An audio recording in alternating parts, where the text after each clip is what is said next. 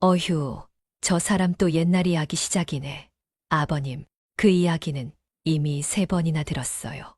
내가 젊었을 때는 정말 고생 많이 했어. 우리 때는 말이야. 이런 반응들 한 번쯤 경험해 보셨나요? 혹은 주변 어르신들에게 이런 반응을 보인 적이 있으신가요? 놀랍게도 우리는 나이가 들면서 스스로도 모르게 사람들이 피하는 그 사람이 되어가고 있을지 모릅니다. 가족 모임에서 침묵이 흐르게 만드는 사람, 단체 채팅방에서 익십당하는 사람, 자녀들이 바쁘다는 핑계로 만남을 미루는 그 대상이 바로 우리 자신일 수 있습니다. 우리는 나이가 들수록 더 많은 지혜와 경험을 갖게 되지만 역설적으로 인간관계는 더 좁아지고 외로워집니다. 주변 사람들의 관심이 줄어들면서 우리는 더 많은 관심을 갈구하게 되고 그 과정에서 오히려 사람들을 밀어내는 행동을 반복하게 됩니다. 이 영상을 끝까지 시청하시면 나이가 들어서도 가족과 친구들에게 진심으로 환영받는 사람이 되는 방법을 알게 될 것입니다. 자녀들이 기꺼이 시간을 내어 당신과 대화하고 모임에서는 당신의 말에 사람들이 귀 기울이는 그런 관계를 만들 수 있습니다. 하지만 이 내용을 모르고 계속 같은 패턴을 반복한다면 점점 더 많은 초대에서 제외되고 대화는 형식적으로 변하며 결국 왜 나만 이렇게 외로운 걸까? 라는 의문만 남게 될 것입니다. 본격적으로 이야기를 시작하기 전에 구독과 좋아요를 눌러주세요.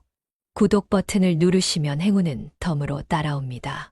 여러분의 클릭이 저에게 큰 힘이 됩니다.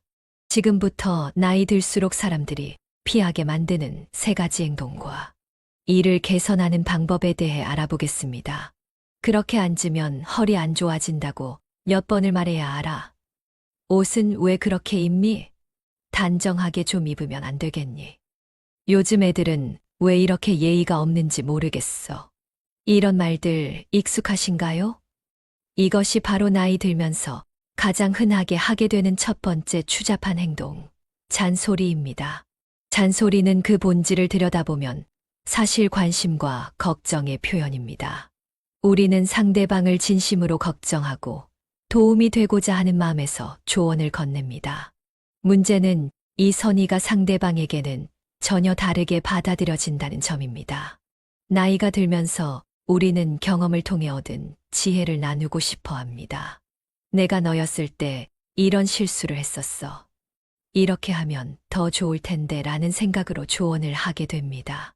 그러나 상대방, 특히 젊은 세대에게 이런 조언은 불필요한 간섭이자 자신의 판단력을 인정하지 않는 태도로 느껴집니다.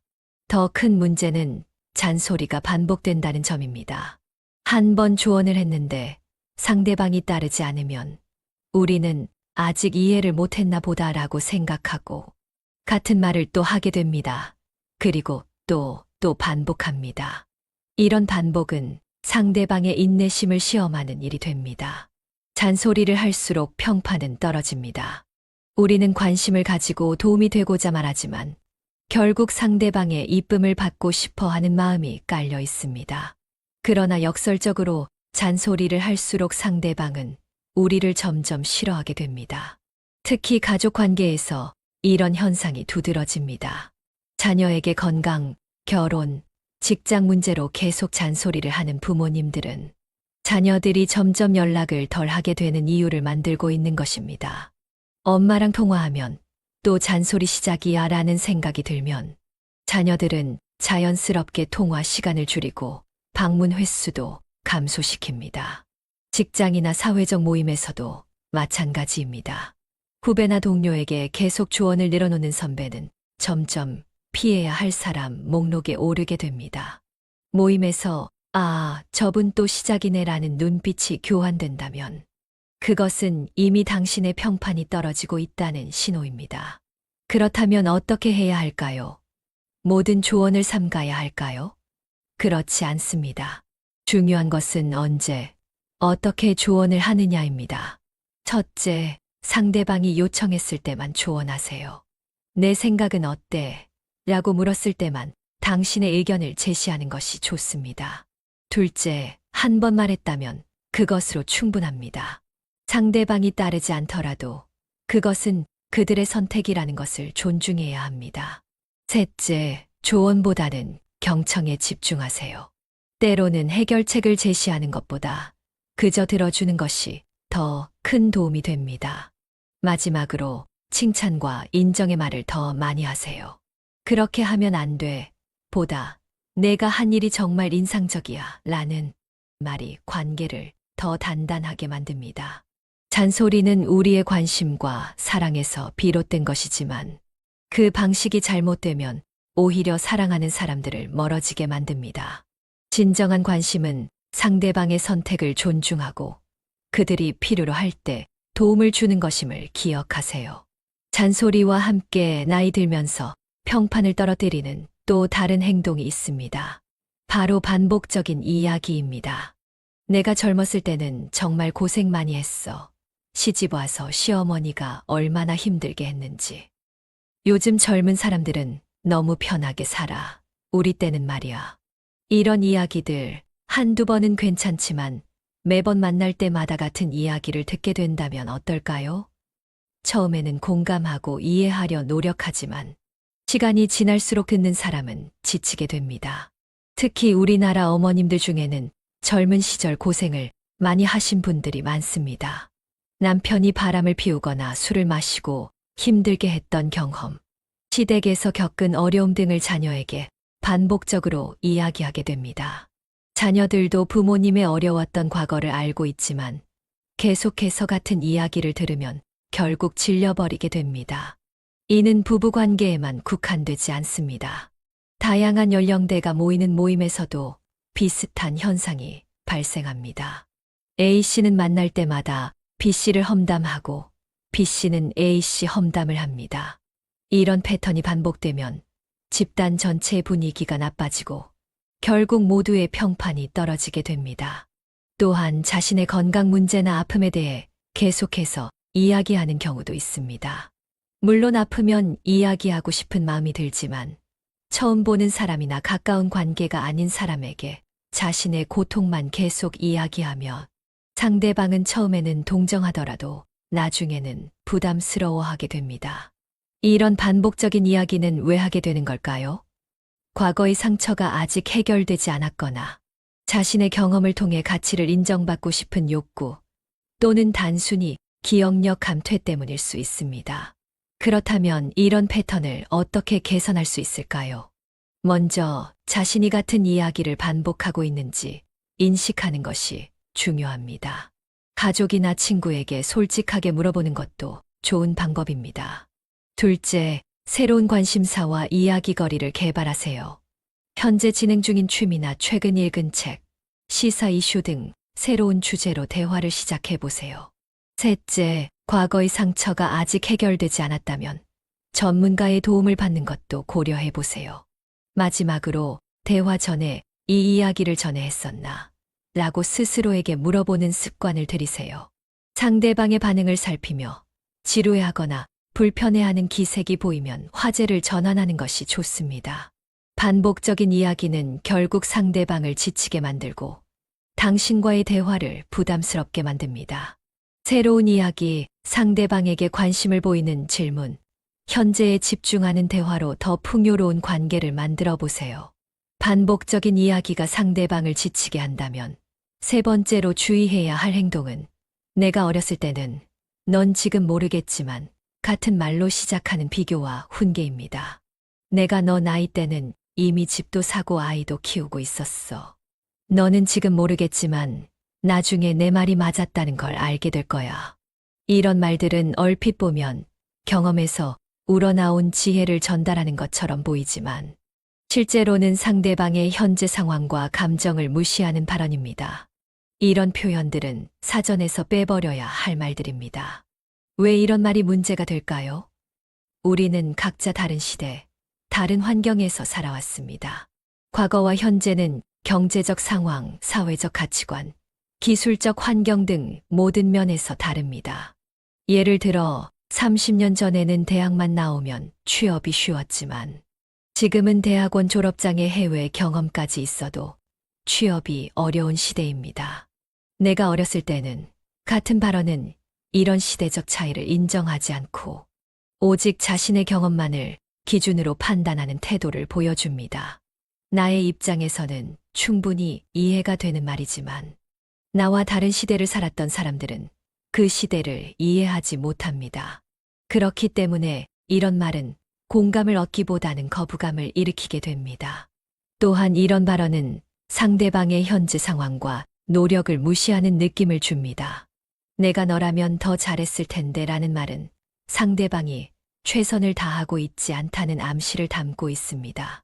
이는 상대방의 자존감을 떨어뜨리고 방어적인 태도를 갖게 만듭니다. 그렇다면 어떻게 이런 패턴을 개선할 수 있을까요? 첫째, 비교 대신 공감을 선택하세요. 내가 너 때는 이라고 말하기보다 지금 상황이 정말 어렵구나.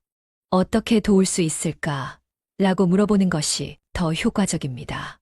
둘째, 조언을 하기 전에 상대방의 이야기를 충분히 듣고 이해하세요.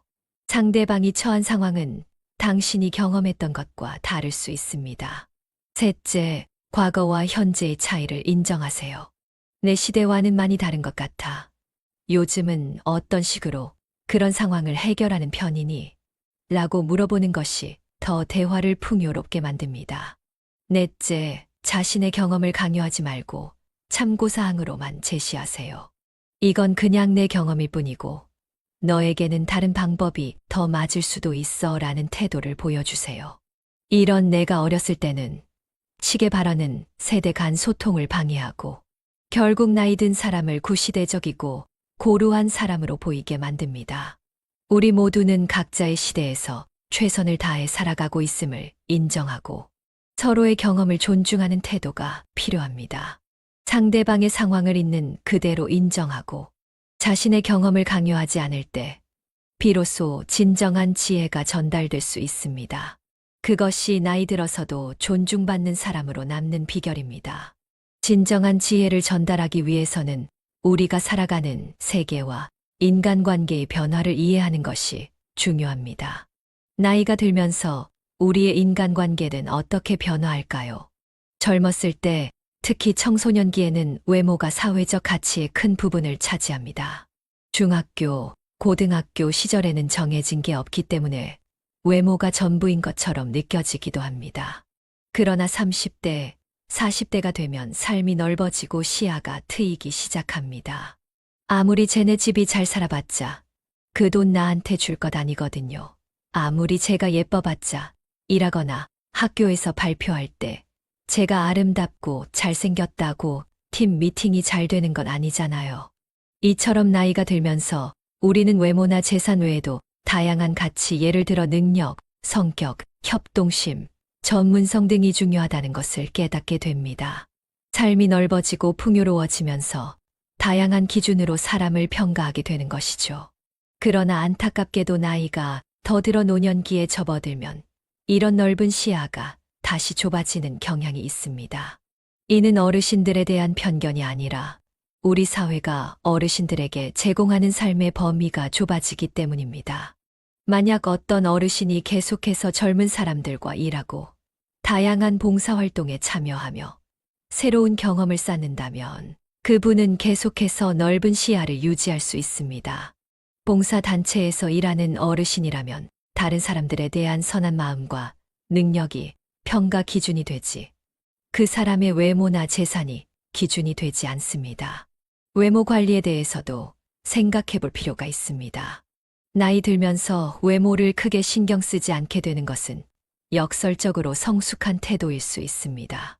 나이가 드니까 굳이 억지로 다이어트하고 날씬해 보이느라 양 적게 먹고 당뇨약 먹고 고지혈증약 먹으면 어차피 90살까지 살긴 똑같다.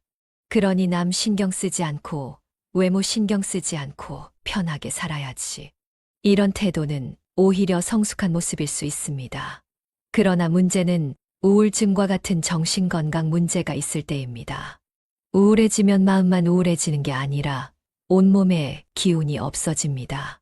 피부 관리, 머리 감기, 화장하기 등이 모두 귀찮아지는 것이죠. 반대로 우울증이 있을 때 오히려 화장을 진하게 하거나 명품에 집착하는 경우도 있습니다. 이는 일종의 방어 기제로 자신감이 떨어져서 화장이나 명품이 일종의 마스크나 갑옷이 되는 것입니다. 결국 나이 들면서 인간관계가 좁아지는 현상을 이해하고 의식적으로 다양한 활동과 관계를 유지하는 노력이 필요합니다. 그래야 나이가 들어서도 폭넓은 시각을 유지하고 다양한 가치를 인정할 수 있게 됩니다. 이제 실제로 주변 사람들에게 어떻게 관심과 존중을 받을 수 있는지 알아보겠습니다. 여기서 우리는 역설적인 진실을 마주하게 됩니다. 나이가 들수록 우리는 주변 사람들이 나에게 관심을 덜 주는 것을 느끼게 됩니다. 그래서 계속해서 이야기를 하게 되고 그 과정에서 자연스럽게 대화의 내용이 자꾸 나에 대한 이야기로 집중됩니다. 내가 어떻게 살았는지, 내가 얼마나 힘든지, 내 생각은 이렇다 등으로 말이죠. 그러다 보면 역설적으로 주변 사람들이 더 멀어지게 됩니다. 진정한 관심과 존중을 받기 위한 비결은 무엇일까요? 바로 남에게 관심을 주는 것입니다. 내가 오히려 남의 관심과 사랑과 인정을 바란다면 내가 해야 할 일은 나에 대해 자꾸 이야기하고 내가 힘들다는 것을 강조하는 것이 아니라 남을 편하게 해주고 남을 즐겁게 해주는 것입니다. 예를 들어 내 주위에 젊은 사람이 있다면 그 사람의 외모나 능력에 대해 진심 어린 칭찬을 해주세요. 아우, 잘생겼네.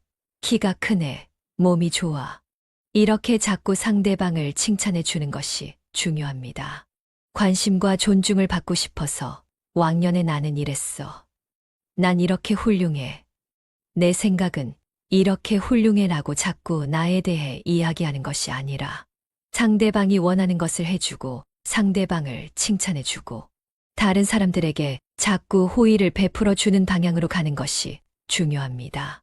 특히 나이가 들었을 때는 이런 태도가 더욱 중요합니다. 아무리 세상이 변했다고 해도 나이 드신 분이 말씀하실 때 젊은 사람이 말을 자르고 들어오기는 어렵습니다. 그런 극단적인 경우는 영화나 뉴스에서나 볼 수 있는 일이죠. 그렇기 때문에 나이가 들고 어느 정도 지위가 있는 사람은 아랫사람이 자신의 말을 들으면서도 실은 내색을 못하는 상황을 만들게 됩니다. 이런 상황에서 우리는 상대방이 질릴 때까지 말을 많이 하게 될 가능성이 높습니다. 내 생각에 맞다고 생각하는 이야기를 계속하지만 실제로는 상대방이 굉장히 싫어하는 내용일 수도 있습니다. 이것이 바로 나는 좋고 너는 틀렸다 라는 태도로 가는 것입니다. 결국 관계 개선을 위한 가장 중요한 원칙은 지금보다 나빠지지 않게 하는 것이고 이를 위한 가장 쉬운 방법은 때로는 아무것도 하지 않는 것입니다. 하지만 충동적이고 마음이 급한 사람에게는 아무것도 하지 않는 것이 세상에서 가장 어려운 일일 수 있습니다. 이제 건강한 인간관계를 위한 4가지 기본 태도에 대해 알아보겠습니다. 심리학에서는 우리가 살아가는 방식에 4가지 태도가 있다고 말합니다. 첫 번째는 나도 좋고 너도 좋다. 이는 나한테도 관대하고 너한테도 관대한 태도로 가장 이상적인 관계 방식입니다. 두 번째는 나는 좋고 너는 틀렸다. 이는 자신은 맞고 상대방은 틀렸다고 생각하는 태도로 평판이 점점 나빠지는 최악의 방식입니다. 세 번째는 나는 틀리고 너는 좋다입니다. 얼핏 보면 겸손해 보이지만 이런 태도는 삶을 피곤하게 만들고 비굴해지게 합니다. 마지막으로 나도 틀리고 너도 틀리다입니다. 영웅전이나 위인전에서는 멋지게 묘사되지만 실제로는 나에게도 타인에게도 인색한 태도로 많은 사람들이 싫어하는 방식입니다. 결국 나이가 들수록 자신에게도 너그러워지고 타인에게도 너그러워지는 것이 중요합니다. 나도 꼭 이렇게 살아야 할 필요 없어요. 나도 하고 싶은 대로 해도 돼요.